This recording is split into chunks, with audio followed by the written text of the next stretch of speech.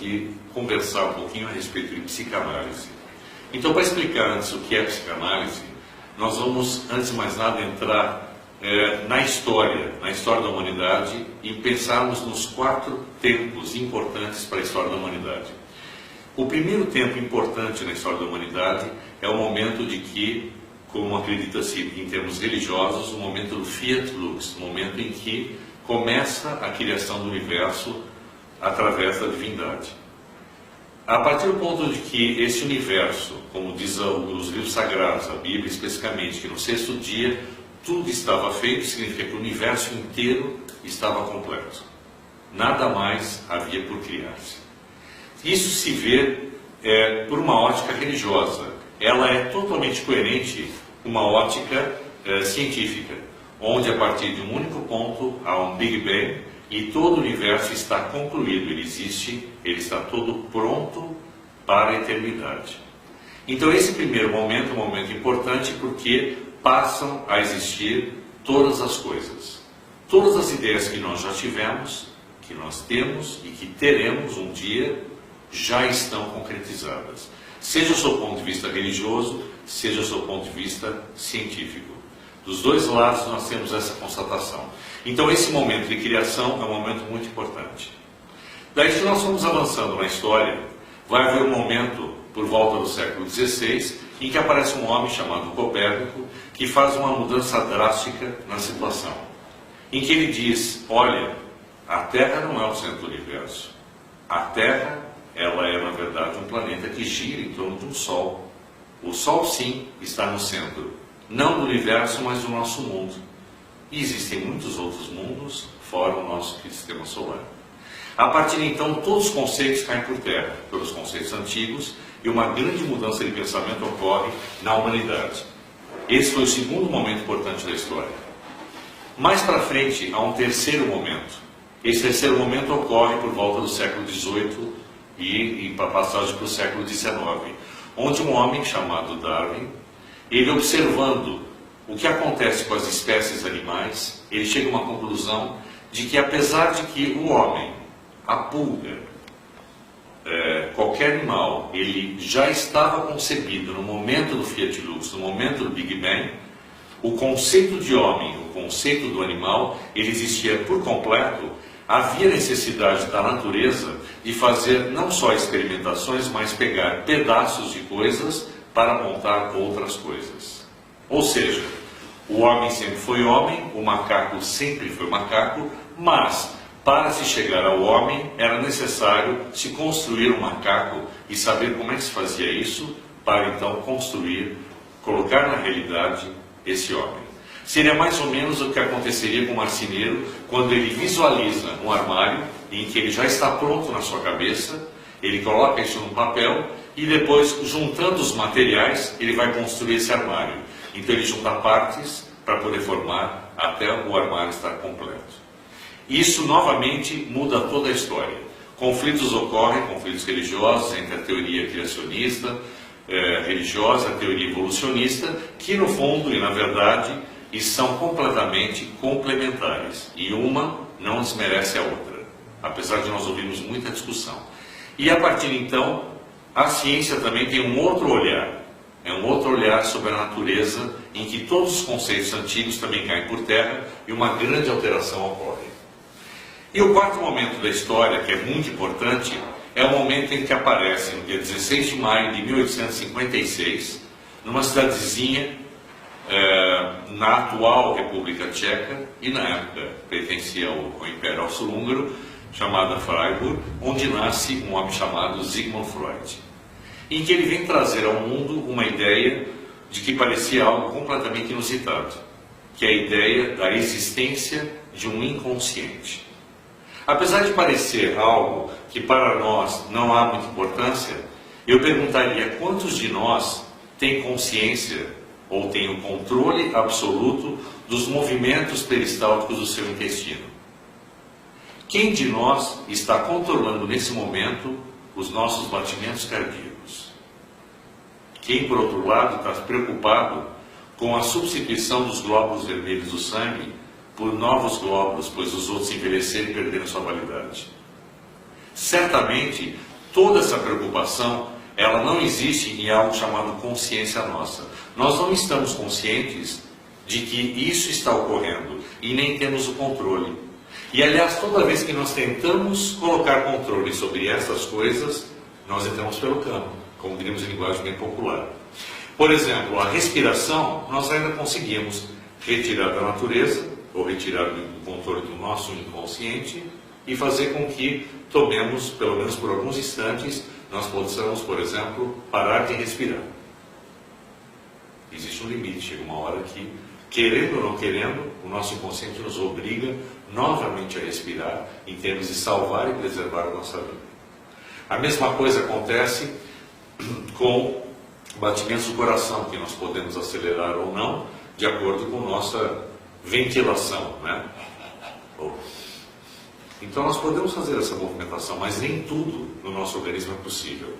Então, só para se ter uma ideia da grandiosidade dessa descoberta, nós estamos falando de que simplesmente 14 bilhões e 500 mil, 14 bilhões e 600 mil informações por segundo são realizadas na nossa vida sem que nós tenhamos conhecimento, sem que nós estejamos conscientes em nenhum momento.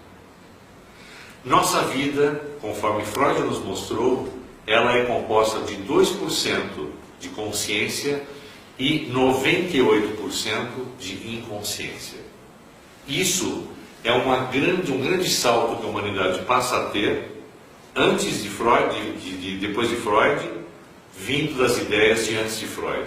Quando Freud chega no mundo, ele chega no mundo da ciência, onde a medicina acreditava de que nós só éramos capazes de pensar uma coisa de cada vez. Ora, nós hoje sabemos, através da neurociência, de que o nosso consciente trabalha com algo em torno de 10 mil a 12 mil informações por segundo a nível consciente. Mas trabalhamos por mais de 14 bilhões de informações distintas por segundo nesse mesmo período, através do nosso inconsciente, sem que nós tenhamos nenhum pingo de consciência do que está acontecendo. Assim, a importância de Freud nesse quarto período é algo vital, é uma mudança muito grande, pois a partir de então nós começamos a compreender vários mecanismos. Por exemplo, o mecanismo da doença, o mecanismo de como se instala uma enfermidade no ser humano, no corpo humano. Ao instalar uma doença, o que nós fazemos, na verdade, é colocar ao inconsciente uma necessidade de destruição do nosso organismo. E ele, obedecendo totalmente ao que foi criado, que é executar coisas, ele executa essa destruição. Então vamos dar um exemplo. Uma pessoa que hoje sofre de esclerose múltipla, nós já sabemos, já identificamos, de que essa doença, ela surge por quê? Porque uma pessoa que passa a vida inteira tendo uma pulsão de morte, como diria Freud, ela passa o tempo inteiro dizendo: eu não devia ter nascido, eu não devia ter vivo, eu não devia estar vivo, se eu morresse seria melhor. Ela fica se falando e falando para as pessoas isso o tempo inteiro. Ela acaba fazendo com que o organismo entenda, o inconsciente entenda, de que é chegado o momento de fazer algo, destruir-se a si mesmo, pois desta forma resolver-se-ia esse tal de problema consciente. E que problema consciente seria esse no caso da esclerose múltipla? Por exemplo, seria uma cobrança excessiva pela própria vida, pelas coisas e pela sua pessoa. Então, só para dar esse exemplo, complementar, a esclerose múltipla ocorre, sabemos hoje, em mulheres entre 20 e 50 anos, principalmente, na maior parte dos casos, em que cobram muito de si mesmas pela realização, em que tudo tem que estar totalmente programado, pré-programado e do jeito que elas querem, e que elas não admitem nenhum tipo de falha. E essa doença, ela piora a cada estágio, porque quando essa pessoa chega ao médico e a medicina diz esclerose múltipla, não tem muito o que fazer. A bainha de mielina, que tem uma certa função dentro da célula nervosa, que é o de acelerar o impulso, ela está sendo desfeita. Ela não se recompõe mais. E o impulso não passa mais. Isso faz com que a pessoa vá se destruindo gradativamente todo o seu sistema nervoso. Então ele chega no médico, o médico fala assim: olha, eu não posso fazer nada. a única coisa que eu posso fazer é dar medicação para interromper esse processo, não deixar que ele continue, mas eu não tenho como revertê-lo mais. Daí essa pessoa, exatamente pela cobrança, ela passa a olhar para o médico e diz: esse médico não está fazendo nada, esse médico tem que ser mais rigoroso, e ela continua incentivando essa doença. Então esse é um simples exemplo. Isso tudo faz parte do território que nós chamamos a psicanálise. É aí que a psicanálise entra buscando uma solução, buscando compreender os mecanismos inconscientes que provocam as doenças ou que provocam comportamentos ou desajustes emocionais, doenças psicossomáticas, doenças psicológicas, ou seja, as psicopatias, através de um processo, uma metodologia que foi criada por Freud no final do século XIX. Cabe à psicanálise trabalhar com o inconsciente, enquanto que a psicologia trabalha exclusivamente com o consciente.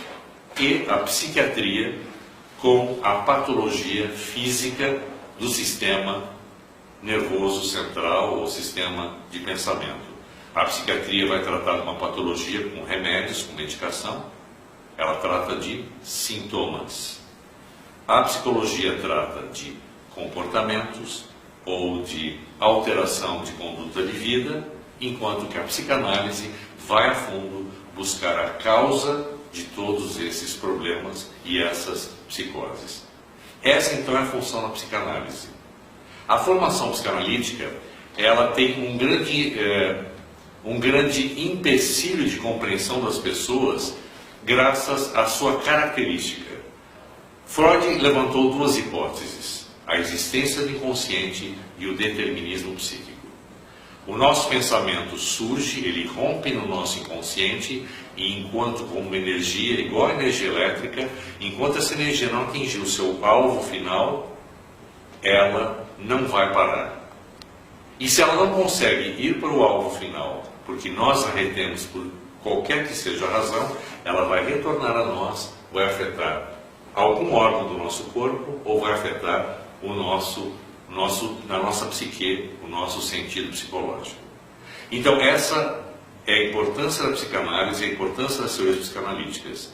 Porém elas são incompreendidas porque o inconsciente não pode ser trazido a um laboratório e dizer: aqui está o inconsciente, vamos abrir, vamos colocar alguma técnica ou alguma metodologia científica em que vamos usar métodos cartesianos para provar a sua existência e o seu mecanismo de funcionamento. Não podemos fazer a mesma coisa com aquilo que chamamos de mente. Muitas pessoas acreditam que a mente está no cérebro. Hoje a ciência também sabe que a mente não está no cérebro. O cérebro, sim, ele tem células, ele tem um mecanismo de recepção e de transmissão e de tratamento das informações. Mas as informações não estão aqui, elas estão em algum lugar diferente. Assim, é muito difícil enquadrar a psicanálise como uma ciência da mesma forma, por exemplo, do que a medicina ou alguma ciência natural como a biologia, que pega a anatomia, que vai mexer na parte física. Então, a nível mundial, a formação do psicanalista é uma formação de que ela é independente de uma universidade. Não é necessário ser médico para ser psicanalista. Freud dizia: se não for médico, melhor. Não há necessidade dele ser um psiquiatra para ser psicanalista. Um psiquiatra é um psiquiatra, um psicanalista é um psicanalista. A única necessidade de formação, ela está contida naquilo que a IPA, International Psychoanalytical Association, que é uma entidade fundada por Freud por volta de 1904 a 1905, na sua casa, no seu consultório, é que ela cria as normas de base de formação. A formação psicanalítica é feita através de conhecimento das teorias de Freud, principalmente, e de todas as outras escolas psicanalíticas também que apareceram depois. E também de análise individual, em que todo aluno ele vai passar a conhecer a psicanálise, a metodologia psicanalítica, através da sua experiência pessoal sendo analisado. E para isso existe a exigência de 80 a 100 horas mínimas, dependendo da escola, de terapias individuais. Por outro lado, existe uma exigência ainda de terapias em grupo. Apesar de que muita gente vai falar, terapia de grupo não é psicanálise. Não, terapia de grupo é psicoterapia, seria algo muito próximo da psicologia. Mas ela é importante para a troca de experiências e para a aprendizagem. Essas duas condições juntas, elas fazem com que o aluno se prepare em termos práticos para aquilo que será o estágio dele, que é obrigatório, segundo a formação IPA, de 100 horas de atendimento em clínica social. Através da clínica social, da atuação dele, com o apoio supervisionado do psicanalista didata, é que ele vai conseguir desenvolver o seu trabalho, aprender, e ao final desse período, ele vai passar a receber então a autorização ou uma alta em que permite que ele possa clinicar. Então o curso é feito em 24 meses de um curso teórico, onde o aluno apresenta ao final uma monografia nos moldes APNT, em que cada módulo, que são 12 módulos, ele vai receber instruções claras de quais os trabalhos e quais as leituras que ele tem que apresentar. O I que nos distingue das outras escolas é a busca por todas e quaisquer técnicas que possam contribuir para a solução de todos os problemas ou de todas as questões que são nos trazidos no consultório psicanalítico. Freud, sem dúvida nenhuma, é o pai da psicanálise e ele tem uma teoria importantíssima na formação. Mas não só de Freud vive a psicanálise. Com Freud eu vou daqui até um certo ponto, mas eu vou precisar de Jung para ir um pouquinho mais à frente, eventualmente de Reich para atuar em áreas que nenhum dos dois estão pensando, ou mesmo de Lacan, em que eu vou usar a linguagem, ou vou me basear na linguagem para ampliar a minha busca arqueológica pelos problemas. Ou mesmo entrar em jogos infantis com Melanie Klein para a busca, através de uma ludoterapia, para a busca das causas infantis e do comportamento infantil que gerou os problemas. Ou mesmo atrás de Winnicott, em que vai na adolescência nos trazer também a sua tecnologia, a sua técnica para podermos trabalhar com as pessoas. Somos sim freudianos, somos sim junguianos, somos também reichianos, também somos winnicottianos, mas também somos kleinianos e lacanianos. Na verdade, nós somos psicanalistas, a despeito da escola que nós temos que usar, das técnicas psicanalíticas reconhecidas mundialmente por cada uma das escolas reconhecidas de mercado, úteis para o nosso paciente. Essa é a nossa proposta. Se quiser se juntar exatamente a nós nesse trabalho de ajuda, nesse trabalho de busca de soluções para todos aqueles que estão sofrendo, né, e que precisam de um apoio, junte-se a nós. A formação é 24 meses teórica, mais as terapias de acompanhamento e também o estágio obrigatório. A partir então você estará apto a clinicar em qualquer lugar do Brasil, através do seu diploma, válido em todo o território nacional, registrável em 2 sindicatos, tanto os psicanalistas quanto os sindicatos nacionais do Sinatem. E eu queria só deixar esse recado, e qualquer dúvida, procure-nos. Obrigado.